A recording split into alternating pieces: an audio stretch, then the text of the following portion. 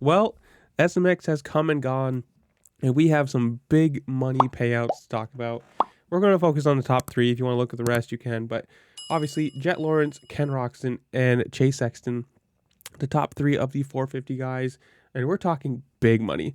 $1.2 million for Jet Lawrence, $650,000 for Ken Roxton, and a measly $378,000 for Sexton. I mean, all these guys down to 22nd, $32,000 is pretty good for 22nd place down here. And it's a 450 guys. These are young kids, so young kids, quote unquote.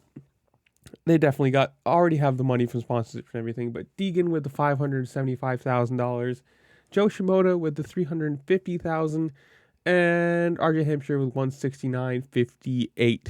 And if you look at the very bottom of that one too, it says Jay Lawrence again, which is funny because he raced 250 for part of the year. He had enough points to get 22nd in the 250 payouts. So he got $2,000.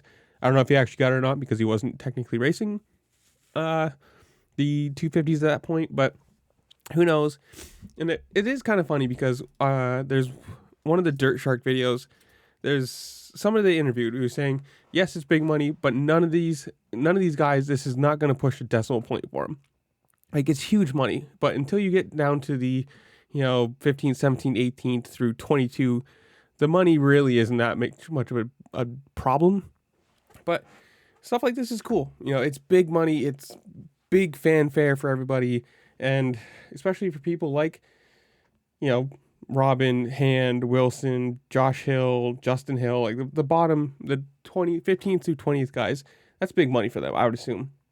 Just to race 3 races, get a little more bonus money maybe or whatever. But comments below, tell me, did you like SMX? Would you prefer, Monster Energy Cup or something like that? And whatever it is, comment down below as you're down there. Like, share, subscribe.